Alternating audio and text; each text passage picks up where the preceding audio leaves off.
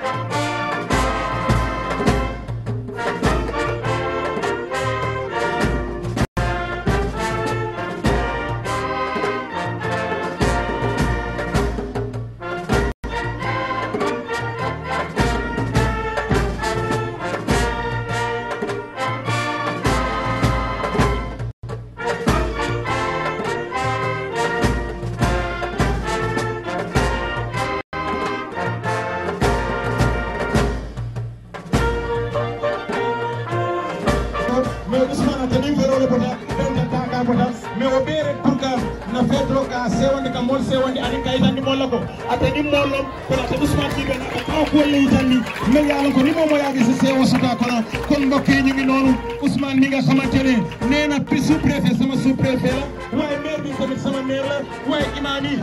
samay imam lañu waaye abbé yi tamit samay abbé lañu parce que tamit ñepp ñoo booloo njaboot ñu te njaboot googu yëpp ñun ñoo bokk dëkk waaye ñun ñoo bokk bëggante ñun ñooy demalante kon Ousmane mu ngi nii di wone lu yéeme ndaxte kenn ku ne am na li ko yàlla dénk ci kaw suuf ci li ngay jël mbir mi ñi ma kontaan ci yow lii yéeme la mbirum ci naa ngi nii déggal ma loxo yi waaye lépp ci bésu ki nga xamante ne moom mooy suñu préfet li nga xamante ne diggante moom ak joolaay kan lañu parce que joolaas ejeen ak jàmboon la tax boo xoolee ñoom ñëpp ñoo ñoo ay mbir parce que séeréer nag ak joolaa benn lañu kon tey séeréer tey bu ñëwee mu nekk ilif li nga xamante ne moom mooy li nga xamante ne moom mooy commune bi nga xamante ne moom mooy bu Tangori tey njabootam ñëw Ousmane nee na ki nga xamante sous-préfet samay maire samay kilifa man yéen laa am comme ni ngeen ma amee yàlla ci lim ma dégg ci loolu laa leen di bëggal défilé la ñu wax sous-préfet moo ne nañu wàññi volume bi waaye du tere man Ousmane dinaa ñëw ma daal di jox nit ñi lu tuuti lu sew su ko defee nit ñi xol yi daal di jijiker bolom kam de jijiker jiker añi la jiker bawu na bete bete jiker kon donc xolal ba lii xale baa ngi nii lii yéeme na aduna ngi nii kala ko mbaɗi wona bandiraɓe kala wimami hande yande tawararande somay fête indépendance mo andandumala hande yadugol sous préfet mais yadugol kadi e mayemo Tangori Sidi Badji mais kadi yadugol e délégué de quartier ɓe fof hande ɗo no weli moƴa par ce que Ousmane mimo hollitinde gandal par ce que Allah no hokkimo gandal vélo mi winno min kadi mere hande mi hollitira hande pour sous préfet o welto monsieur le maire o welto mais kadi délégué de quartier imam en fof wawa weltade par ce que hande ko fiñuɗaro suunaye ko hatta kadi o hollitira seeɗa e vélo ko Allah okkimo kono harano fof salminama kono ko kala jomde sa fof fande salula ni sono mataka ñilawo lañilati Tangori kono donc noma ngatika tikkomineti Tangori nakkilen kono donc regaja fête indépendance wa invité wulam jebo bani jaw bani kinum dimo fam bani la ko mi jaw yisere won manjone wo invité wunam kono akila Ousmane Badiane o me dimo fam mati Tangori di ka ribor di kunu fana kati Tangori di ka ribor di sous préfet di dimba ayola prom di monsieur le maire di dimba ayola prom kono jomde sa fula ni salula ni seno mataka anyila wala homo nane dimo fam mati Tangori boni kine jiker ba burani salula jiker wa kala ko bo mo jiker xolal ma lolu xolal ma li yéme na di sumbi yére benn di tek lii yëpp ci kaw xam lii may na ma loolu tàccu leen loolu bu baax a baax tàccu leen loolu ndeysaan waaye xam-xamaa ngi nii xale bi yéeme na kon donc dama ne sous-préfet sa 4 avril bi néewoon nga doole bi dafa bëgg ñu wàññi juróom yëpp ndaxte weer bi la gaay ba seen waa jàpp naa ne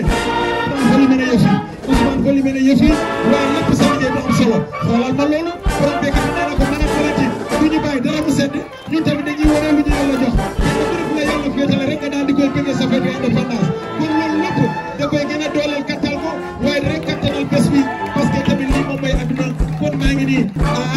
xoolal ma lii dafa mel ni suñu délégué de quartier bi ni ko waxee rek que ñëpp la fi teewal waaye tamit ñëpp la waxal waaye jàmm la Sénégal benn bopp la te kenn du ko xar ñaar loolu moom moo tax Ousmane dong la vélo bi dong kon lii wane na Sénégal benn bopp la te kenn du ko xar nañu waxtaan ci xam-xam nañu waxtaan ci naataange waaye nañu waxtaan ci lu yëpp réew mi ci kanam man de lii bu ma ko defoon heure bi support jël si na parce que nag yàlla rek mooy dégg kenn ku nekk li nga moom waaye bu dee man la nii xam nga 18 daw na bu yàgg heure bii nii sori woon naa leen kon donc mu ngi noonu lu amoon solo la jàpp naa ne daal yére bii ci préfet bu jël parce que nag xale bi li mu la parce que xam-xam la bi nga xamante ne man Ousmane yàlla ma ko jox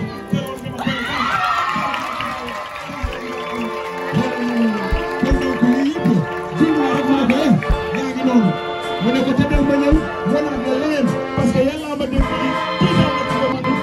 mi fi taxaw tey ma ngi di ci lox ñoom ma ni collier ba yaakaar naa ne collier parce que fi on kon donc waa mu ne bu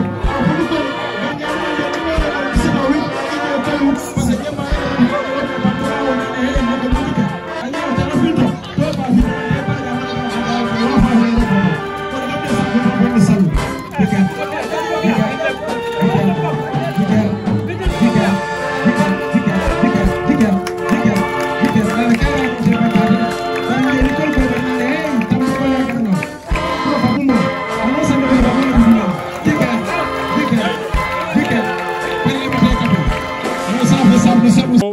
introduire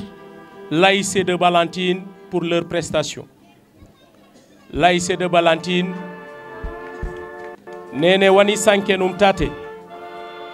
asuprefa wanku sankenum di mola majaka wala tu bajut an tereñe ulimama koktate ku sefa koktate kanumanje jat ku roko dakila les hommes politiques koktate les chefs de service koktate kanumanje kabring nanantate ku luwor ka jake donc le maire Sidi Badji ne leñudo bare fana discours la annonce war nu jamyo parce que wala kanam kajom yati mo famati Sénégal bare di ba lakker ba jake di ba kaner ba jake surtout wala ko kamanak donc AIC Balantine voilà Djidjol venez man l'activité ngolne et continuer c'est juste Nous les avons introduits parce que le sous-préfet les a conviés. Il ne les a pas invités, mais il les a demandé de venir parce que c'est votre fête.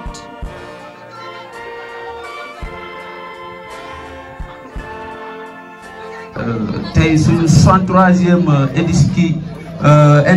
fête d'indépendance. Yal nañ dugg ci fête bi ci jàmm génn ci jàmm alhamdulillahi rabbil alamin. Aca gaay nañ dem. Valentina Tale, Valentina Tale, Timangoli Japanu Jamora, Timangoli Jamui Kagaleno, Sebaso Sidu, Valentina Tale,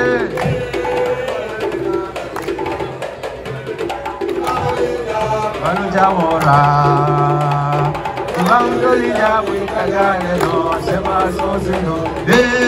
Valentina Tale,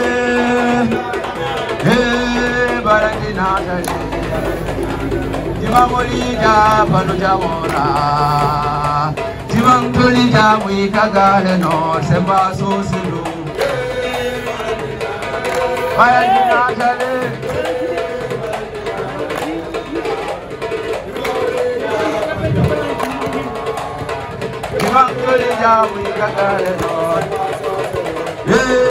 Valentina Tale, Valentina Tale,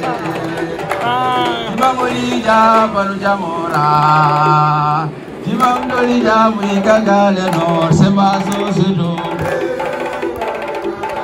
Valentina Tale.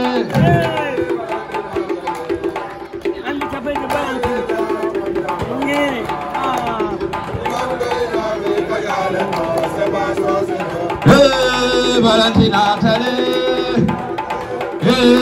Valentina Tale, Timamolija Panu Jamora, Timamolija Wikagale no Sebaso Sidu, Valentina Tale.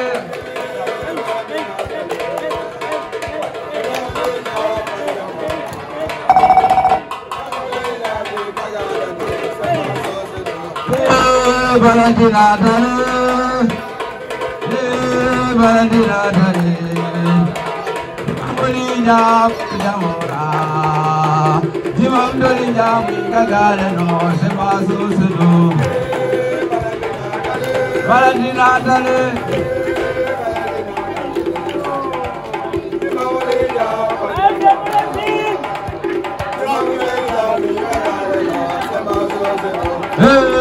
Valentina Tale, Valentina Tale, Timamolija Panu Jamora, Timamolija Wikagale no Sebaso Sidu, Valentina Tale.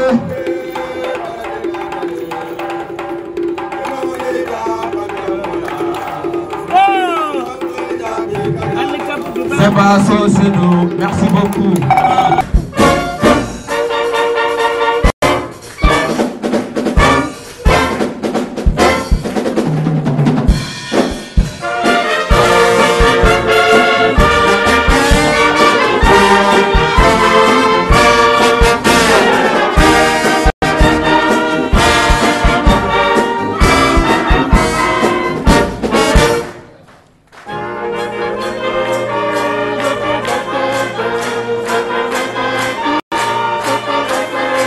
Chef de village de l'arrondissement de Tangori par ma voix,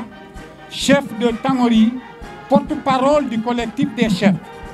Nous nous réjouissons de la célébration du 63e anniversaire de notre indépendance. Malgré le climat tendu, le Sénégal reste et restera toujours uni et indivisible.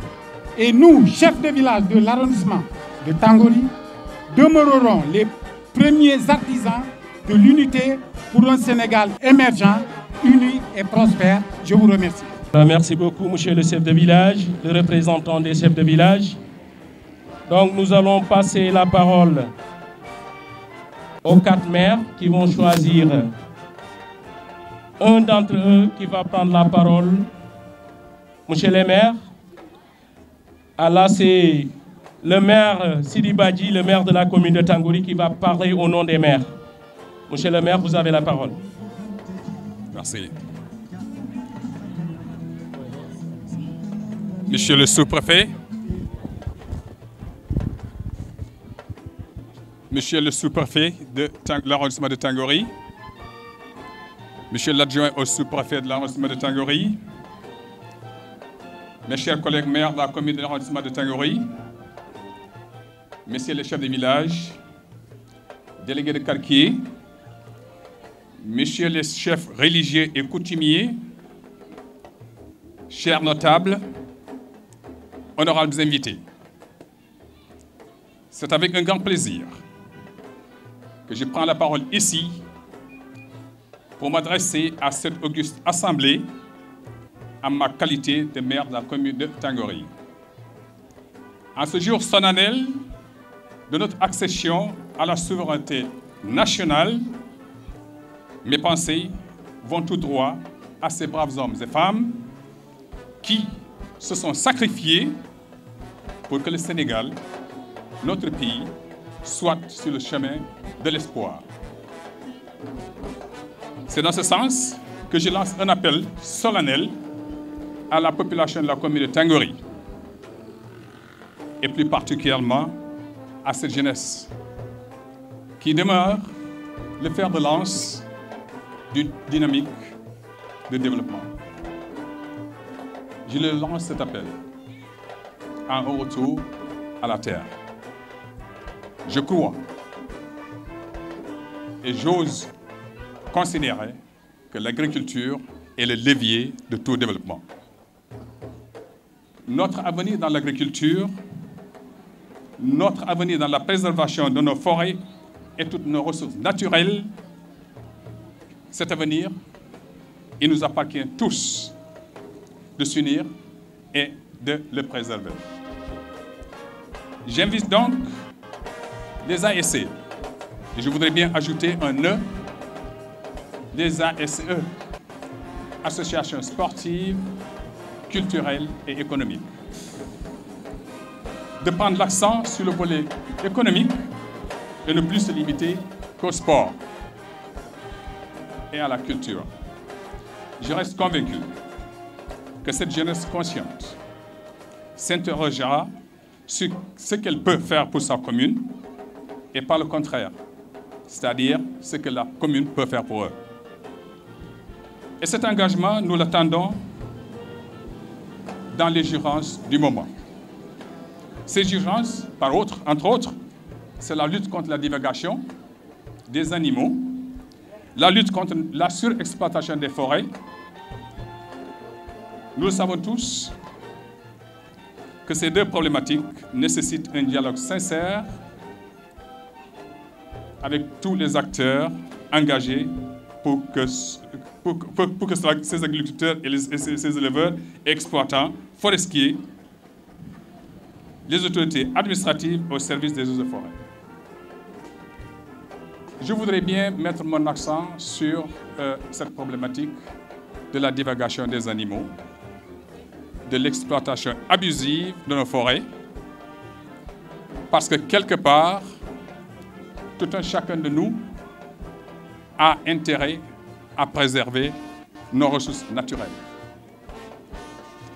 La Casamance, d'alors,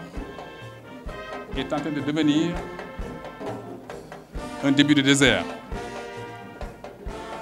Et c'est avec un cœur meurtri, encore une fois, que j'appelle à toutes les autorités, toutes les composantes autour de cette problématique, d'en faire un sacerdoce pour que ce soit un mauvais souvenir. Monsieur le préfet,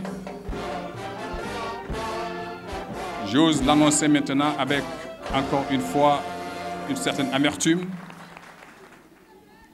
Vous avez été un collaborateur sincère. Vous avez été un acteur social. Et nous avons noué des relations culturelles je veux parler de la relation Serer et Diola, et vous n'avez jamais aménagé aucun effort pour justement préserver cette relation. Je vous en remercie. À ma population de Tangori, je voudrais ici vous réitérer encore une fois mon engagement pour un meilleur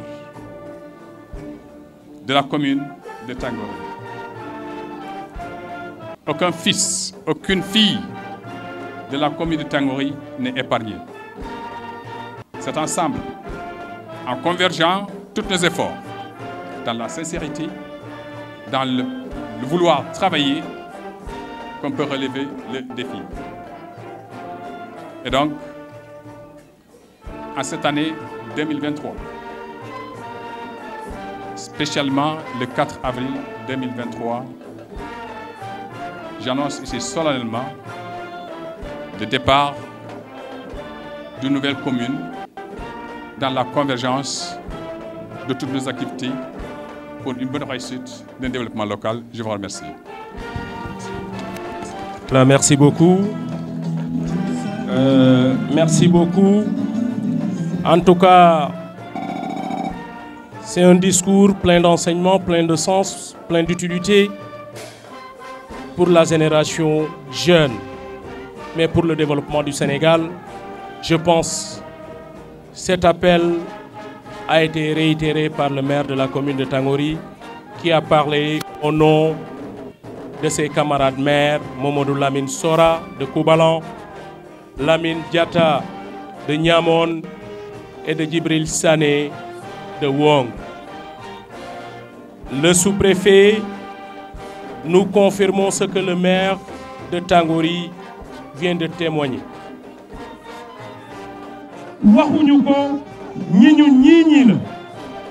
Donc, dinañu jox kaddu monsieur le sous-préfet Ibrahima Diouf de l'arrondissement de Tangori. Monsieur le sous-préfet, vous avez la parole.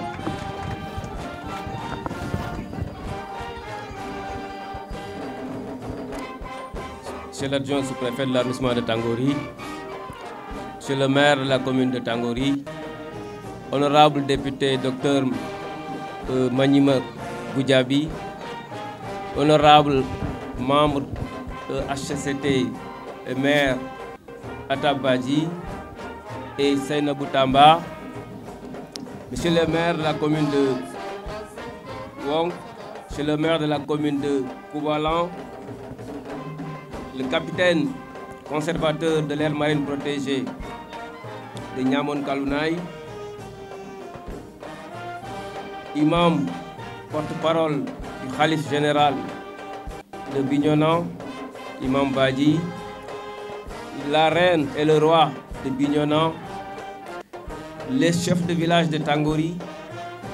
l'ensemble des chefs de village de l'arrondissement de Tangori, les notabilités religieuses et coutumières, chers invités, distingués, jeunes, honorables, nos dames ici présentes derrière nous, je leur rends un vibrant hommage. Population de Tangori, je rends grâce à Dieu de nous avoir accordé cette occasion solennelle de présider la levée des couleurs pour la célébration de notre accession à la souveraineté internationale. Comme vous le savez, ça fait 63 ans cette année que le Sénégal est rentré dans le cercle des pays du monde. Cet événement, comme vous le savez, c'est un événement consacré à la jeunesse et à l'armée, mais aussi un événement qui nous permet de nous souvenir un tout petit peu de nos soldats, de nos anciens combattants qui ont versé de leur sang pour vraiment propulser Sénégal à ce niveau. Nous le rendons un vibrant hommage. La fête du 4 avril est une tradition ici à Tangory. Vous avez vu cette année que nous l'avons célébré sous ce format très soft, parce que nous l'avons voulu faire autrement. Mais les rigueurs de la situation et le contexte ne nous ont pas permis de dérouler tout le programme qu'on avait prévu, à commencer par une retraite au flambeau, le défilé des élèves, pour en arriver au reste du programme. C'était ça notre vœu, parce que l'arrondissement de Tangory a l'expérience, l'habitude de célébrer cette occasion comme ça se fait à travers tout le pays. Mais puisque nous sommes des autorités administratives, il y a de ces institutions pour lesquelles il faudra s'y référer. C'est donc ce qui nous a amenés aujourd'hui à être là, sous ce format-là. Mais jusqu'à hier, on était dans une autre dynamique, parce que nous avons compris que c'est la fête de la jeunesse et les jeunes doivent se sentir dans cette fête, principalement pour plusieurs raisons. Au-delà de l'aspect festif, la jeunesse doit comprendre que c'est l'avenir de demain et qu'elle doit s'armer de toutes les vertus de sacrifice, de diom, de travail, du respect vis-à-vis des institutions, mais vis-à-vis de son prochain. La jeunesse, notre avenir, doit rester debout, doit rester une jeunesse entreprenante, doit rester une jeunesse de développement, doit rester, parce que c'est demain à eux de prendre les destinées de ce pays. Donc cette jeunesse-là doit être aux côtés des adultes pour recevoir la formation, l'accompagnement, l'orientation nécessaire pour assurer le rôle qu'ils doivent assurer demain pour le Sénégal. Je dis que le Sénégal est un pays de paix, un pays de dialogue, un pays où chacun pratique sa religion, sa foi, sans pour autant d'être contraint. Nous sommes un pays démocratique, un pays de droit. Ces occasions nous permettent de nous souvenir de beaucoup de choses qui se sont passées. Et c'est l'occasion aussi de faire en sorte que la jeunesse sache d'où vient le Sénégal. Et qu'une fois le Sénégal entre leurs mains, qu'ils sachent comment préserver le legs qu'ils ont reçu de leurs prédécesseurs. Et c'est important. Lolo wolof di wax lo jangul doko tari. C'est pourquoi nous sommes là aujourd'hui. And ci ak tout l'arrondissement de Tangory pour magal bis bi nga xamanteni bi moy jëmal suñu Sénégal bi mu amé indépendance ren mu mengo ak ñet juroom benn fukki at ak ñet. Fête ku nek xamna indépendance ni ci mom sa bop la teug. Mom sa bop boko déggé demb amna ci luñu nekkon ci ndondel ci ndiam ay rew ñew nangu ëpp ñu doole jël suñu kom jël suñu lepp ak suñu njambar ñuy xex di xex ba jëlat am nañu ci seen bakkan dess moy suñu jambar yi suñu ancien combattant yi tay bis buñu leen di fàttaliku la bis buñu leen wone leen seen jambarte mom moo tax Sénégal ak si fi tay seen deret yow ñu tour moo tax Sénégal nekk ci pays yi nga xamanteni bi pays yépp ci aduna bi yu moom seen bopp la kon loolu su amee Tangory mënu ci des gannaaw ndax am nañ habitude fii ci Tangory def fi fête 4 avril mais ren ni mu demee jamono moo ñu dab ba tax na lépp loo xamante ne bi préparé woon nañ ko mënu cee dem mais gis ngeen démb jox nañ xale yi veillée culturelle Tangory transgambienne yooyu yëpp pour wane ni dañuy lancer festivités yi la pour wax leen ni seen fête la yéen a ko moom il faut ngeen ñëw ànd ci ñu waroon def tey suba défilé des élèves parce que defoon nañ tout le nécessaire ba entraîner def tout mais lu yàlla dogal jaam da koy nangu te nag yaakaar naa ni li wolof di wax bu yoon jeexul waaxu sil du weex te li ñu am ni tey c'est une très belle cérémonie et je pense que ça n'a rien à voir amul cérémonie bu lu muy envier beneen cérémonie boo xamante ni bi jëm na ci cadre bi kon ñu am ci mbégte trop président de la république démb wax na ak waa Sénégal wax na ak ndaw ñi wax na ak askan bi pour que ñu gën a gëm suñu bopp gën a defar suñu bopp bañ a yàqalante gëm ni suñu gaal gi ñoo ko bokk ñoo ko moom kenn ëpp la ci sa morom et là c'est très important ñu nekk aussi réewum jàmm Sénégal jàmm moo ko sos jàmm moo koy suuxat jàmm moo koy dundal nañu delawaat seen xel ci jàmm la ca des mooy ku nekk xam na ni année saa yu 4 avril amee dañuy génne benn thème mu ren muy force de défense et de sécurité face à la préservation des ressources naturelles loolu mooy suñu jàmbaar yi nga xamante ni ñore suñu kaaraange lan mooy doon seen taxawaay pour ñu aar li nga xamante ni bi mooy suñu dënd bi suñu meññeef bi ñooñu ñooy ñaan mooy armée mooy police mooy gendarmerie mooy eaux et forêt mooy douane mooy sapeur pompier képp kuy sol tenue ci taxaw pour defar Sénégal force de défense et de sécurité pour aar nit ñi ak seen moomeel loolu mooy force de défense et de sécurité ku nekk xam nañ ci Casamance lañ nekk ku nekk xam na ni environnement am na fi solo ku nekk xam na ay forêt am na fi mais gis nañ at yi passé ni taw yi commencé di wàññiku ni ndox mi di commencé di wàññiku ni garab yi commencé di daggee ni ñu commencé jën yi di manqué ainsi de suite lan moo ko waral c'est parce que am na nit ñi ay comportement yoo xamante am nañ ko wala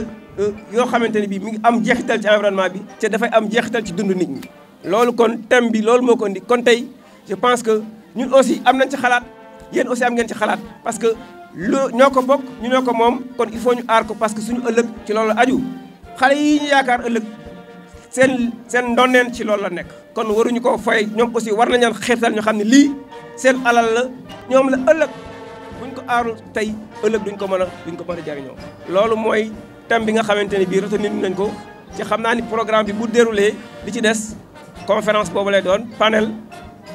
waaye eaux et forêt ñi ngi fi aire marine protégée ñi ngi fi y a des experts locaux am ñi ngi fi ñu waxtaan ak askan wi waxtaan ak population bi ci wàllu boobu kon maa ngi leen sant bu baax di leen gërëm di rafetlu teewaay yi gis naa nag débat bi xaw na tuuti intervention yi xaw nañ ko désaxé